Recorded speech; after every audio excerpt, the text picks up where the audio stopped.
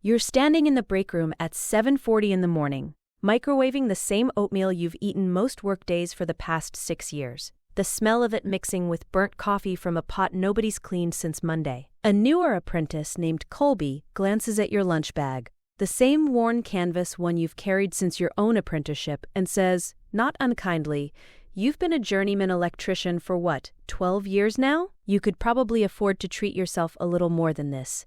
He means it as a friendly observation, the kind coworkers make without thinking much about it, glancing down at his own bag from a sandwich shop 2 blocks from the job site. You laugh and tell him the oatmeal's actually pretty good, which is true, and let the comment pass without explaining anything further.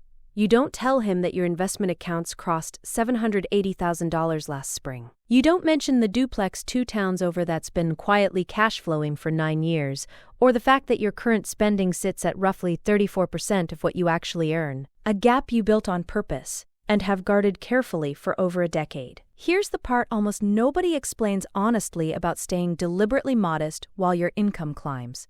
It's not deprivation, and it's not some grim discipline you grit your teeth through. It's a specific, calculated decision that works precisely because almost everyone around you is doing the opposite, and the gap between those two approaches compounds into something far larger than most people ever let themselves imagine. Let's actually walk through why staying poor on purpose works, starting with the decision itself and the specific moment you made it.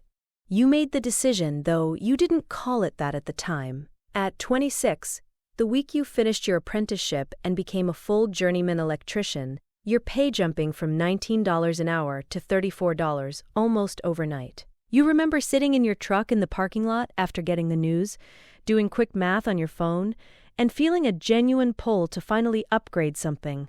The 10-year-old pickup with the cracked windshield, the cramped apartment you'd been meaning to leave for 2 years. You'd earned it. In the most literal sense, 4 years of apprentice wages and grunt work had led directly to this exact number, and spending it felt like the obvious, deserved next step. You didn't upgrade either one. Instead, you kept your monthly expenses almost exactly where they'd been the week before the raise, and redirected the entire difference, nearly $1,300 a month, into a brokerage account you'd opened somewhat aimlessly a year earlier with $500 you'd had left over from a slow winter. You didn't have a sophisticated plan. You just had a specific, stubborn instinct that the raise wasn't actually yours to spend yet, not until you decided on purpose what to do with it. You remember opening the brokerage app that same week and setting the transfer for the same day your paycheck landed, mostly so you wouldn't have the chance to talk yourself out of it once the new number started feeling normal in your checking account. Your coworker at the time, an electrician named Desmond, who'd made journeyman the same month you had, made the opposite choice almost immediately. A newer truck, a nicer apartment, a lifestyle that visibly caught up to the new paycheck within about 6 weeks. You remember him showing off the truck in the job site parking lot, genuinely thrilled, and you were genuinely happy for him. You didn't judge him for it. You understood the pull completely. The specific ache of wanting something to point to after years of apprentice wages and unglamorous grunt work. You just made a different bet. One you couldn't have proven right at the time, that staying poor on paper while your income climbed would eventually be worth more than looking successful the whole way there. There was a specific moment about 8 months in when the decision genuinely tested itself. A coworker mentioned, almost as a joke, that you were still living like an apprentice despite the raise, a comment that stung more than you expected it to, mostly because it landed close enough to true to be uncomfortable. You remember sitting with that comment for a few days, seriously questioning whether the whole plan was worth the specific social cost of looking like you hadn't actually progressed. You kept the transfer running anyway, mostly out of stubbornness, telling yourself you'd give it a full year before deciding whether the discomfort had been worth it. Desmond got another raise. 2 years later, a specialty certification bump that pushed his hourly rate up another $6. His truck payment went up the same month. A newer model with a few more features, financed at a slightly higher monthly cost, that ate almost the entire raise before it ever touched anything else. He mentioned it at lunch, genuinely excited about the upgraded features, and you nodded along, remembering exactly that same excitement from your own life over things that had nothing to do with a truck.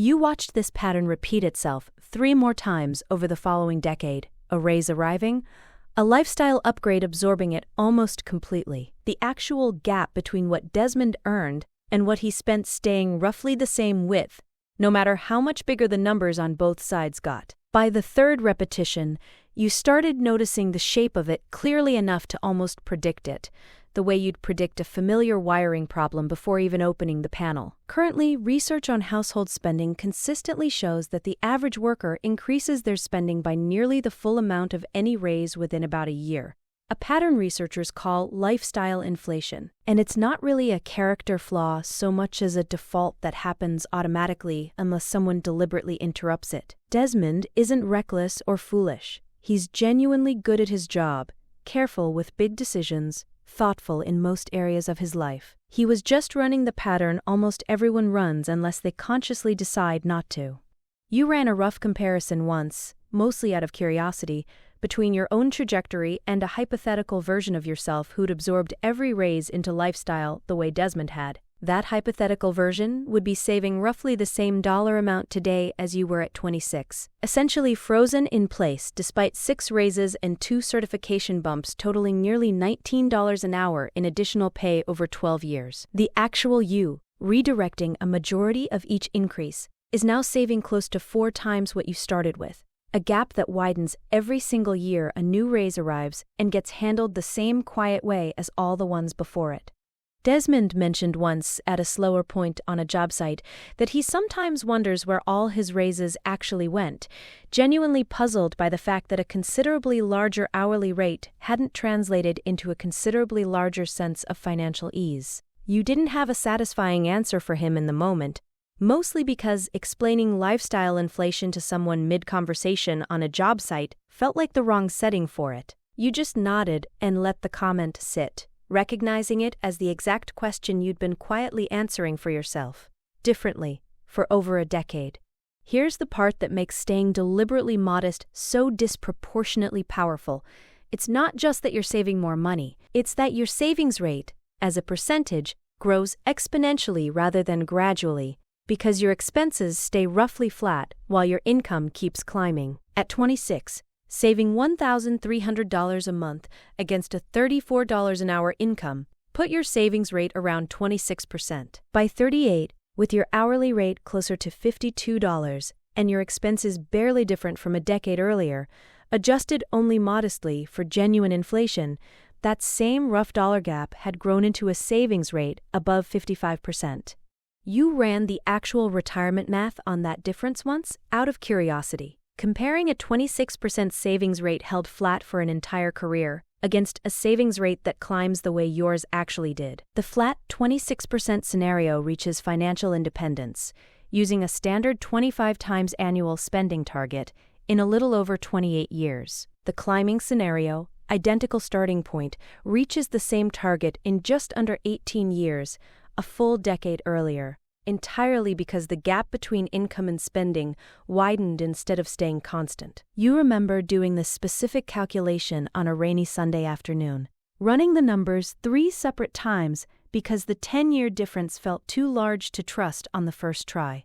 This is the specific mechanism that almost nobody explains clearly when they talk about frugality in the abstract. It's not really about the sacrifice of any single purchase you didn't make. It's about the compounding effect of a gap that keeps growing every time your income does, rather than a gap that stays the same width forever, funding a nicer version of an identical lifestyle instead of actually accelerating anything. You've thought about this specific distinction in terms of your own annual raises, tracked year by year in the same spreadsheet you've kept since 26. The first raise redirected added $1,300 a month to your savings. The 6th raise, arriving at a considerably higher base salary, added closer to $2,900 a month, simply because the same disciplined habit was now operating on a larger number. Desmond's raises, by contrast, each added roughly the same amount to his monthly spending that they added to his paycheck, meaning his 6th raise changed almost nothing about his actual financial position relative to his first. 1. Despite the underlying paycheck having grown substantially larger in the meantime. Currently, financial independence researchers consistently identify savings rate, more than income level itself, as the single strongest predictor of how many working years someone actually needs. A worker earning $60,000 who saves 50% will typically reach financial independence faster than a worker earning $150,000 who saves 15%, purely because of how the math of the gap compounds over time. Your mother called you 6 years ago, and you could tell within the first few words this wasn't a normal call.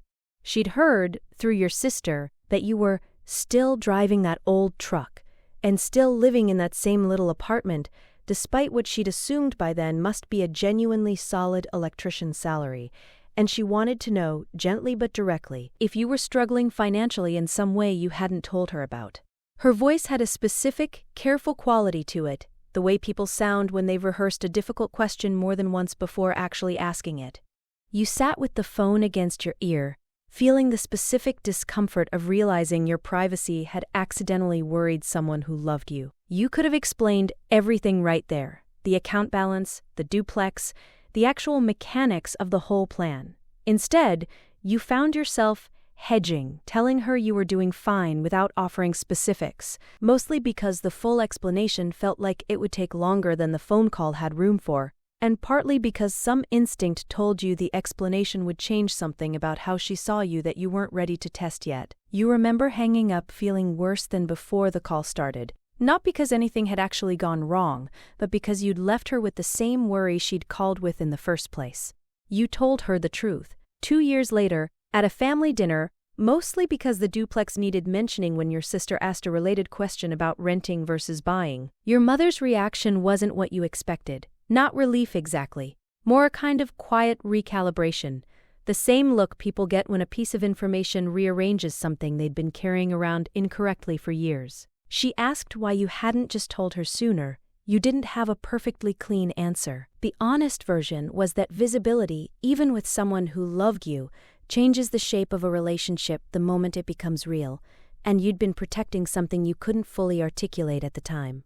Currently, people who study financial secrecy within families consistently find that this specific tension, protecting privacy versus managing a loved one's genuine, well-meaning worry, is one of the most common and least discussed costs of staying deliberately modest while quietly building wealth.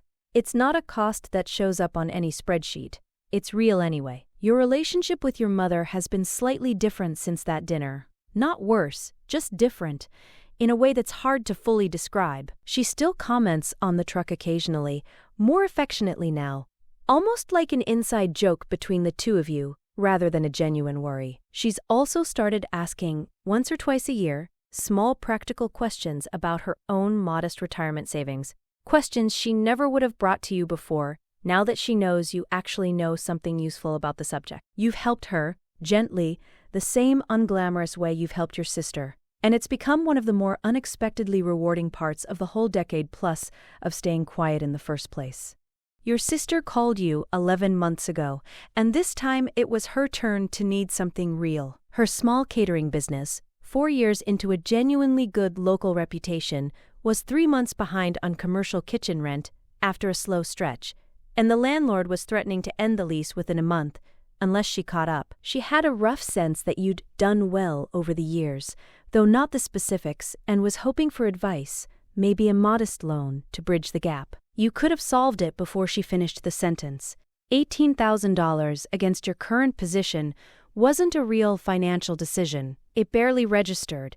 You didn't send it immediately. You asked if you could come by the following Saturday and go through her books together, which surprised her, since you'd never shown much interest in the catering business's finances before, always assuming, reasonably, that the numbers side of her business was hers alone to manage.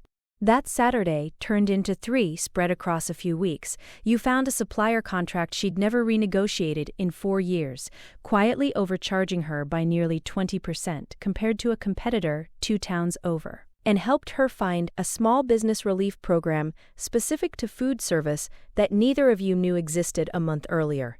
The second Saturday was the hardest one, going through her invoices line by line and finding a recurring delivery fee she'd been paying without realizing. A competing supplier included it for free, a detail nobody had ever sat down and pointed out to her directly before. By the third Saturday, she'd renegotiated her supplier contract secured a modest bridge loan through the relief program, and worked out a payment plan with her landlord that didn't require the emergency infusion of cash she'd originally called about. She never needed the $18,000. She called you the night the new terms were finalized. Genuinely emotional, the way people get when something they built with their own hands actually survives. That's what the 12 years of staying deliberately modest actually bought. Not the ability to write a check, which would have solved this particular Tuesday and left the underlying problem untouched, but the actual freedom to sit with her for 3 Saturdays and help her fix the thing that mattered. Her catering business has added a second part-time hire since, steady enough now that she's finally taking real weekends off most months instead of working through every single one. She still doesn't know the full scope of what you could have simply transferred that first Sunday night. What she knows is that you showed up 3 Saturdays in a row with a legal pad and genuine attention, which turned out to matter considerably more than a check ever could have. None of this means staying permanently, indefinitely modest, no matter what. Somewhere around year 10, you did upgrade the truck. Not because you'd earned some symbolic reward, but because the honest math had shifted. Repair costs climbing high enough that a newer, more reliable vehicle actually made financial sense for a job that depends on showing up on time with functioning equipment. You paid cash, bought used, and felt none of the internal conflict you might have expected, because the decision was made on its own merits rather than as a reaction to a raise or a comment from someone at the break room. You've applied the same test to a handful of other decisions over the years, a slightly nicer set of tools that genuinely reduced strain on a job you'd be doing for decades. A modest apartment upgrade after your original one developed a persistent mold problem that no amount of frugality could reasonably justify tolerating. In each case, the question was never, "Can I afford this?" You almost always could. The question was whether the purchase was solving a genuine problem or just absorbing a raise, because absorbing raises is the default everyone around you seems to be running.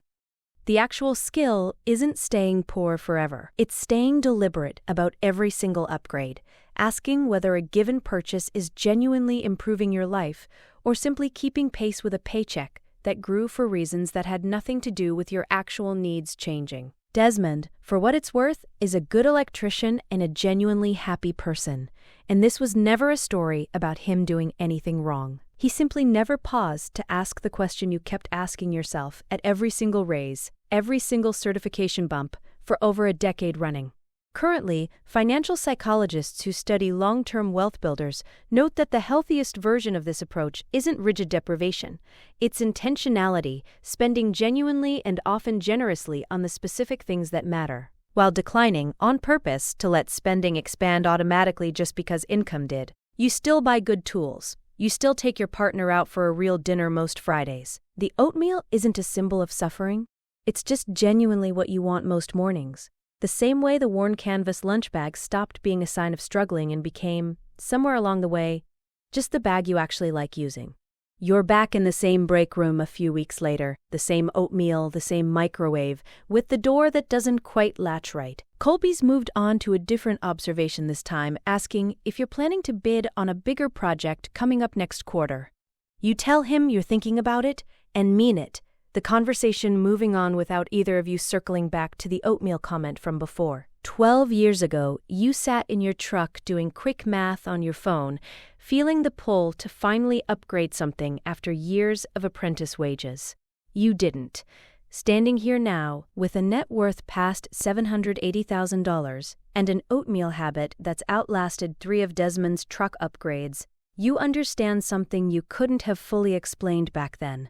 Staying poor on purpose was never about the oatmeal, or the old truck, or what any of it looked like to a coworker in a break room. It was about the gap, the deliberate, widening distance between what you earned and what you spent, and the freedom that gap quietly makes available, whether or not a single person around you ever notices it's there. You think about your sister's catering business, steadier now than it's been in years, and your mother, who still occasionally mentions the truck at family dinners but no longer worries about what it might mean. You think about Desmond, on his 4th truck now, genuinely happy, running a completely different equation than you've run for over a decade. Neither of you wrong exactly, just pointed at different things the whole time. Colby will probably make a similar comment again in a few months, The same well-meaning observation delivered fresh, and you'll probably laugh it off the same easy way you always do. What would it look like to run your own version of this gap starting today? Not staying poor forever, but staying deliberate, on purpose, about every single raise from here forward.